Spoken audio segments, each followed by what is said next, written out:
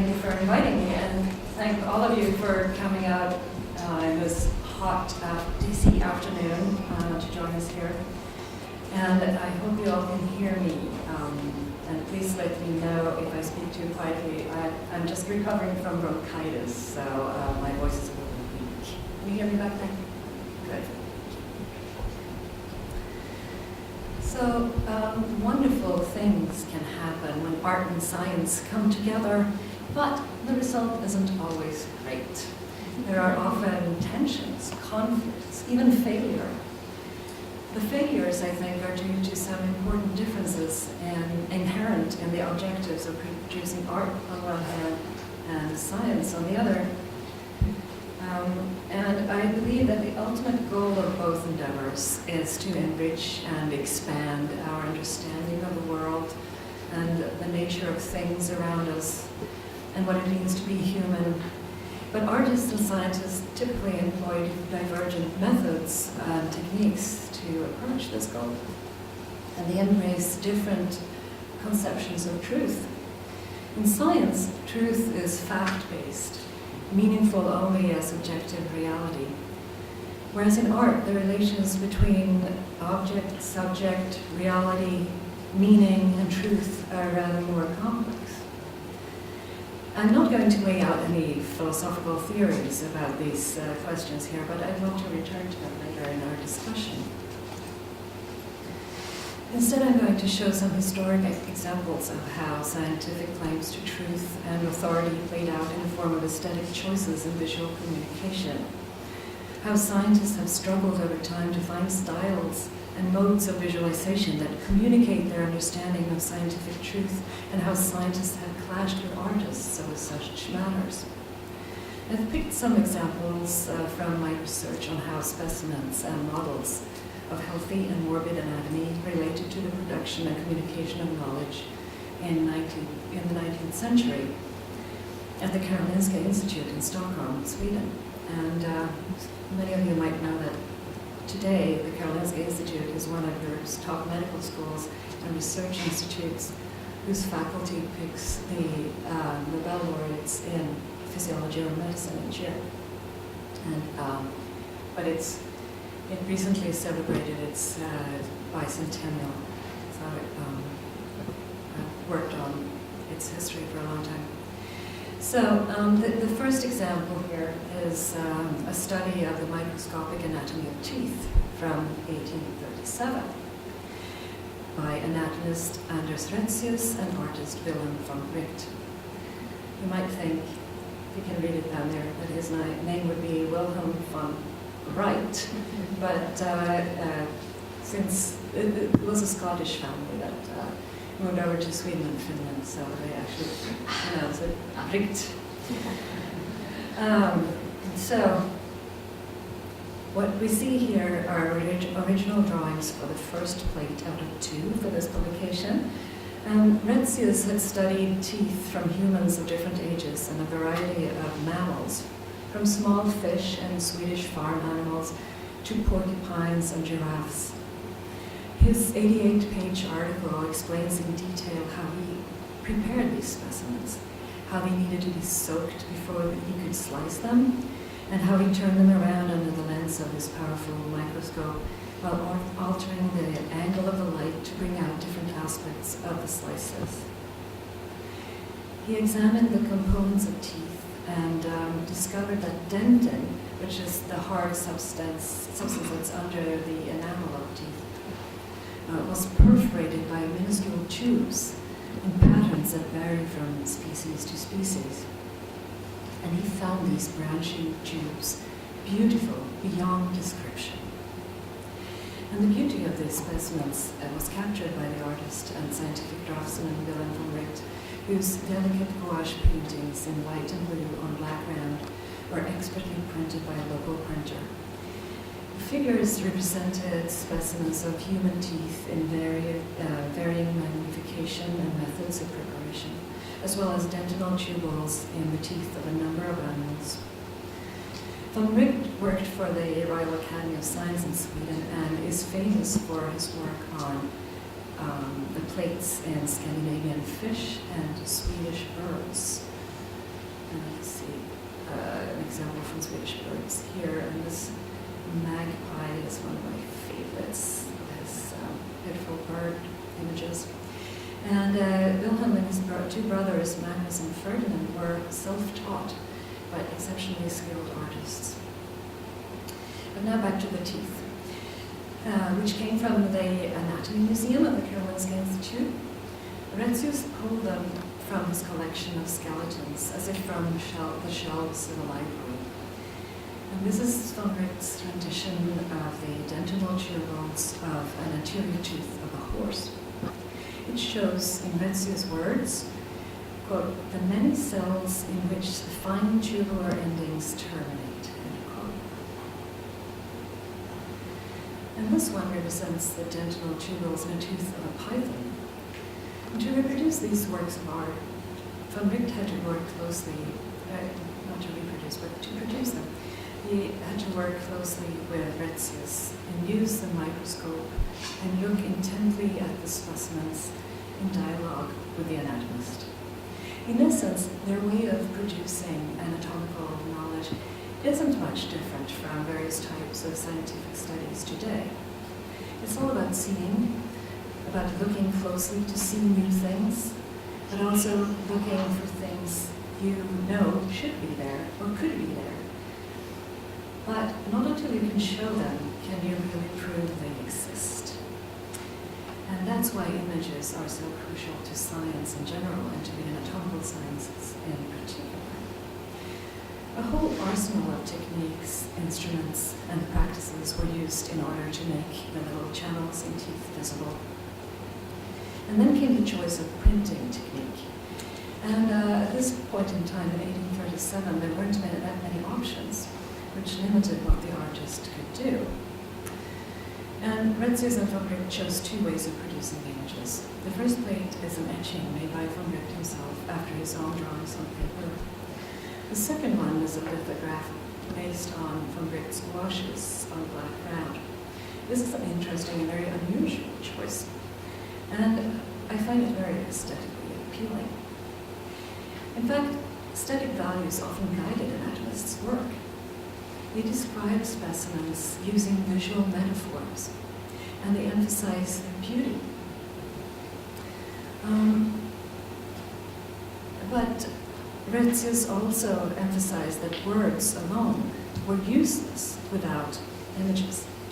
Specimens had the status of proof of scientific findings, and images functioned as their stand-ins, grounding their words by visualizing the actual specimen, the real thing. Making things visible then involved applying and developing methods and technologies of observation. And in order to communicate the findings and claim the ownership over them, they needed to be shown to others. And they were shown as museum specimens, models, drawings, or prints. And the artist's eyes and hands contributed significantly to the scientific end product. Now let's jump forward in time. This is a lithograph from a beautiful and massive book in 2 volumes, which was published 40 years after Anders Retzius' study of teeth. Charles Darwin and many other famous scientists owned a copy of this book, and it was displayed at the World's Fair in Philadelphia in 1876. And the book deals with nerves and structures in the brain and the spinal cord. The authors were Axel Kay and Gustav Retzius, the son of Anders Retzius. And they had worked together closely with artists Nils Otto Björkman and Theodor Lundberg for 7 years to produce this book. Their project of mapping the brain was a visual exploration. First, they acquired their numerous specimens of brains and spines. Then, the anatomists adapted and developed methods to make the specimens reveal the desired features. And they did so by injecting brains with colored substances and soaked them in acidic salt solutions of gold, silver, and osmium. The specimens were then hardened with a fixation fluid, embedded in paraffin and sliced in a microtome, not a microphone, obviously. As a, what a microtome is. It's like if you've seen slicing ham, it's like a minuscule version of that for slicing little embedded anatomical specimens. And I'm sure all the scientists use them. The artist drew the selected specimens with meticulous attention to detail, form, color, and depth. The printers then used the color drawings to produce superb chromolithographic plates to go with the text. It was a costly book to print, and it was in large format, superior binding, and with high quality ink on fine paper, so it's kept the colors beautifully to today. And in this and other works, Gustav Retzius collaborated with the finest Swedish and German artists, photographers, and printers. And the collaborations were not easy, though. And Retzius was a very demanding person. And this led to a conflict with the foremost scientific artist at the Karolinska Institute, Nils-Otto Björkman. And they clashed over stylistic matters. The artist, Retzius believed, favored beauty over accuracy. And after that, Retzius chose to make his own drawings. And why did this happen? Well, rendering something as faithfully and truthfully as possible is not an easy task. And it has to be, a number of difficult choices have to be made when you choose the style and media of scientific imagery. And as we know from field guides to birds, mushrooms, plants, for example, these guides often still prefer to use drawings rather than photographs. And one reason for this is precisely that a drawing can often show the important features for recognizing a species more easily than a photograph, even though the photograph seemingly has an advantage because it is an inscription made with the object present in front of it in time and space. But whichever technique is used, it always involves aesthetic choices, even photography, of course, which impact the way we see the image and what information we gather from it and how reliable we find it. At Anders Retzius' time, then, manufacturing scientific imagery was a fairly straightforward process. He knew that what printing options were available, and together with his artist collaborator, he chose what he wanted to show and how it best could be done within the available limits. Over the course of the century, this changed, however, not least because of the wider range of technology available for observation, visualization, and printing. So when Gustav Retzius claimed that he had had enough of Björkman's artistic choices and sensibilities, there was something else he was after. It was the objectivity that he wanted that wasn't captured by Björkman's images. By the late 19th century, the aesthetic favored by Retzius and other scientists was an anti-artistic style. And these last few slides that I've shown you are lithographs after drawings by Retzius himself. I would say they're pretty stylish also, and you can see, even though they can see that these were not guided by aesthetic principles, they were, as are, of course, images that are produced today. But it's easy to see that in retrospect. From the late 19th century, scientists relied more and more on instruments to produce authoritative and truthful renderings of specimens they studied. And they tried to do away with the subjective choices of human beings, especially those trained as artists. But of course, when we look back at the late 19th century prints based on scientists' drawings, it is obvious that they're products of their time and that they display aesthetic sensibilities too. And many scientists were very thrilled about photography when it came along, hoping it would be a more impartial technique to use. But it turned out that photography also had its limits.